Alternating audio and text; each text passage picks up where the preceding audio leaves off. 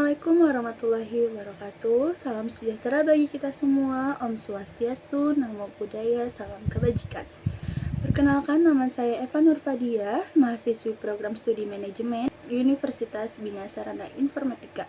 Pada kesempatan kali ini, saya membuat video ini untuk memenuhi tugas mandiri mata kuliah Bahasa Indonesia, yakni menganalisis kaidah kebahasaan dari sebuah pidato tokoh publik. Adapun video pidato yang saya pilih dan analisis adalah pidato kenegaraan terakhir Presiden Joko Widodo dalam sidang tahunan MPR RI tahun 2024. Tautan atau link video lengkap dari pidato asli ini dapat Anda akses melalui deskripsi yang ada di bawah video ini atau pada tautan berikut. Mari kita simak dan bedah bersama bagaimana kaidah bahasa, diksi, serta struktur kalimat yang digunakan oleh beliau dalam pidato tersebut. Tahun ini genap 10 tahun saya menjabat sebagai Presiden Republik Indonesia. Dan genap 5 tahun Bapak Profesor Kyai Haji Ma'ruf Amin menjabat sebagai Wakil Presiden Republik Indonesia. Sebuah tanggung jawab dan kepercayaan besar yang tidak pernah kami bayangkan sebelumnya. Sebuah mandat dan amanah besar yang tidak pernah kami pikirkan sebelumnya.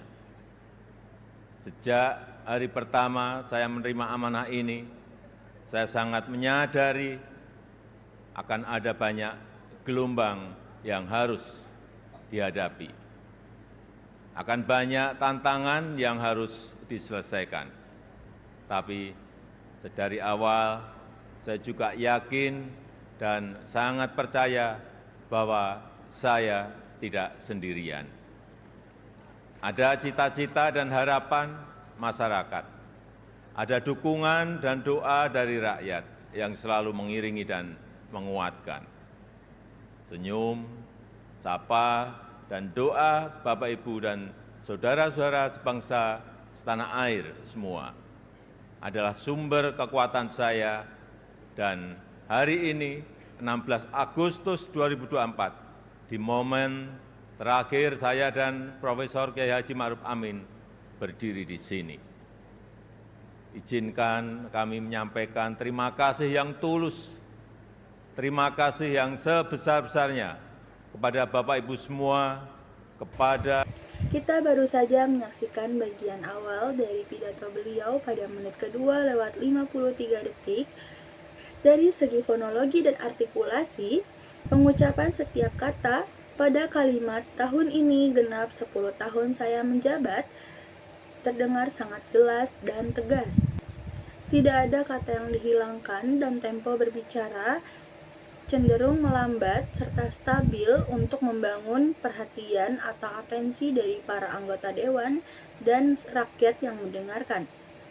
Dari sisi retorika awal, intonasi ini berhasil memberikan kesan reflektif dan serius. Selanjutnya, mari kita bedah segmen kedua pada rentang waktu menit ke-5.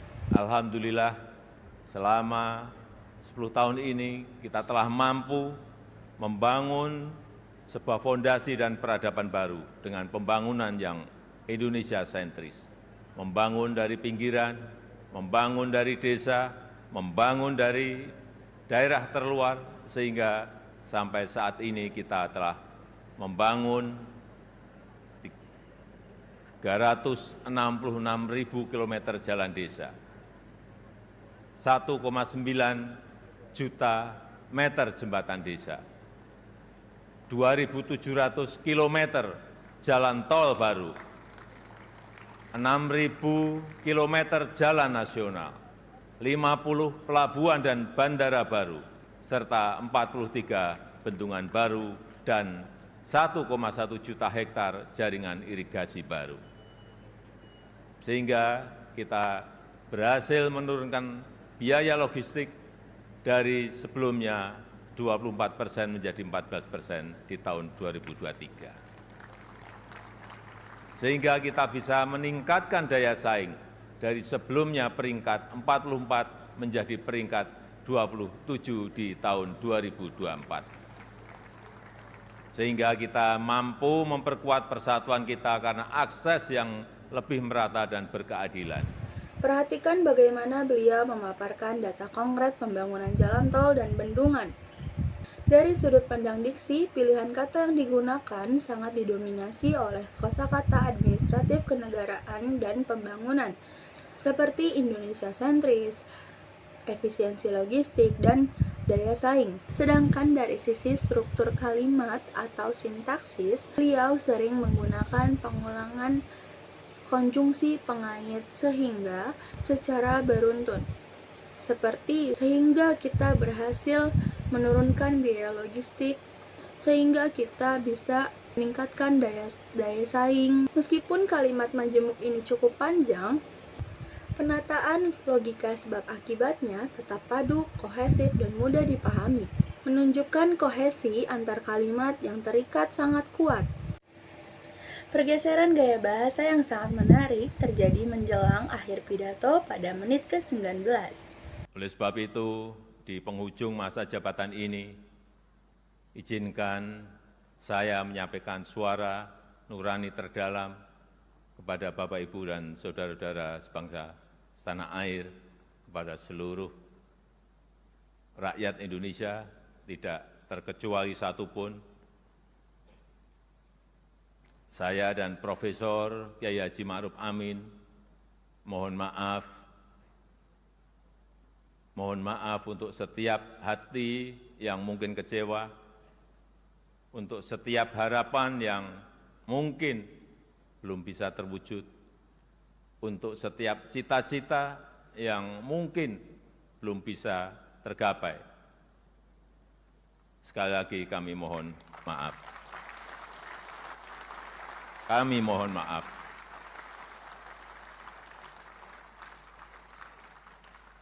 Ini adalah yang terbaik yang bisa kami upayakan bagi rakyat Indonesia, bagi bangsa dan negara Indonesia. Saya tahu bahwa hasil yang kita capai pada saat ini belum sepenuhnya tuntas mencapai hasil akhir. Belum sepenuhnya sesuai dengan harapan dan keinginan Bapak Ibu semua. Namun saya yakin dan percaya dengan persatuan dan kerjasama kita, dengan keberlanjutan yang terjaga, Indonesia sebagai negara yang kuat dan berdaulat akan mampu melompat dan menggapai cita-cita Indonesia Emas di tahun 2045. Di sini ragam bahasa berubah dari formal statistik menjadi sangat humanis dan personal. Beliau mengucapkan kalimat, "Mohon maaf untuk setiap hati yang mungkin kecewa." Dari kacamata kaidah kebahasaan dan pragmatik, artikulasi beliau di sini melambat secara signifikan. Jeda antar kalimat diberi ruang panjang dan nada suara yang merendah. Hal ini menunjukkan fungsi bahasa emotif untuk menyampaikan rasa empati serta kerendahan hati di penghujung masa jabatannya. Sebagai kesimpulan dari analisis ini, pidato kenegaraan Presiden Joko Widodo tahun 2024 memiliki struktur kebahasaan yang matang. Dari pembuka yang tegas dengan artikulasi yang jelas, pemaparan data yang kohesif menggunakan sintaksis majemuk yang rapi, hingga penutup yang emosional dan personal. Seluruh kaidah bahasa ragam resmi kenegaraan terpenuhi dengan sangat baik, sekaligus memperlihatkan fungsi retorika persuasif yang efektif. Sekian pemaparan dan analisis dari saya untuk tugas Mandiri 3 ini. Mohon maaf atas segala kekurangan dalam penyampaian. Terima kasih atas perhatiannya. Wabillahi taufiq wal hidayah. Wassalamualaikum warahmatullahi wabarakatuh. Om Santi, Santi, Santi Om. Namo Buddhaya. Salam kebajikan.